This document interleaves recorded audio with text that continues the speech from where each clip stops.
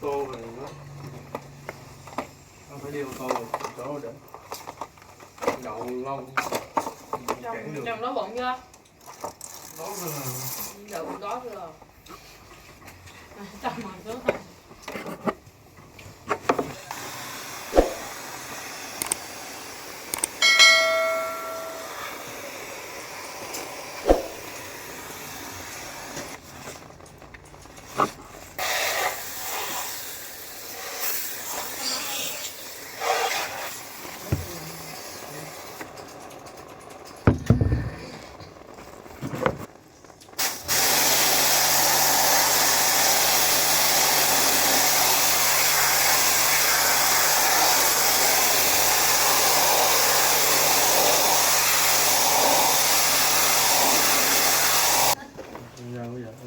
giờ cùi à.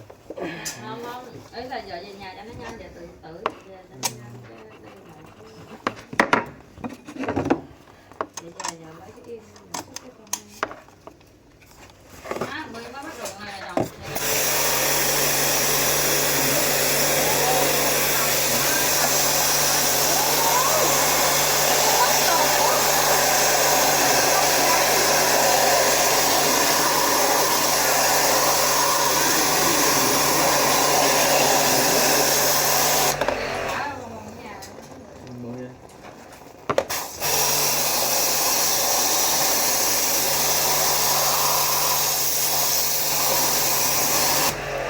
coi chích xong giờ nó bắt rồi. Giờ nó coi chích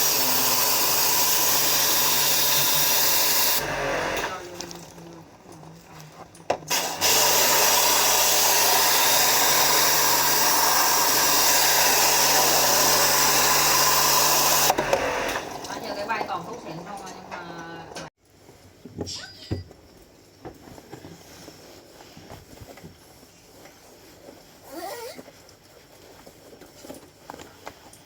sao mặc cái áo này mà lại bị ấy ta, áo này mà bị lạnh là sao?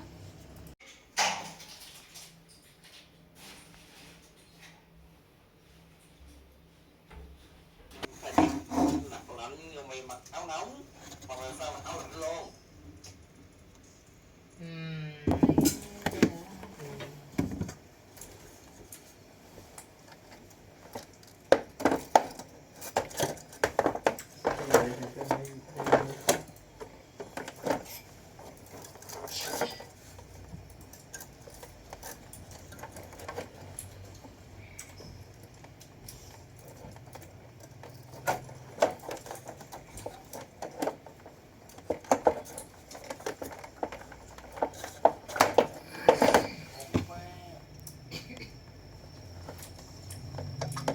Tao hiểu rồi, tôi chế nên nó lại thiệt thế.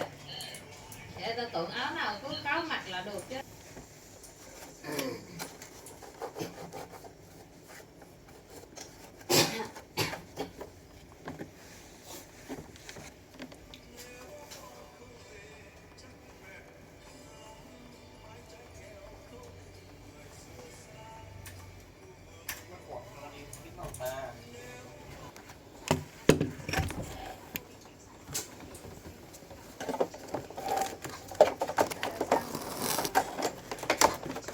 Quên làm cây rùa để mổ tụi nó ra lấy thịt cho mình. Cây rùa, cái cây vuông vuông dẹp dẹp đó, để tao coi nó coi nó ở đâu, tao nhớ tao bữa tao thấy nó.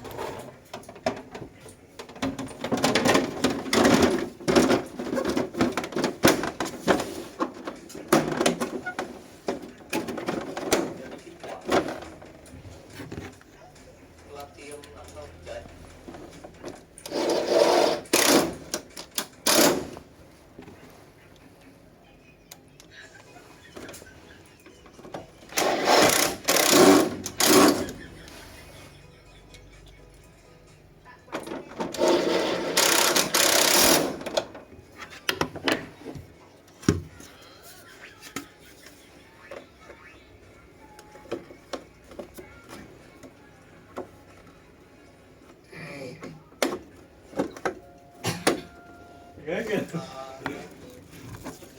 Ê mày, tại sao mày lại mua cái son cắt đó chi vậy? Đủ cái đó chị, cái chị nói vậy là cái nhạc nền đúng không?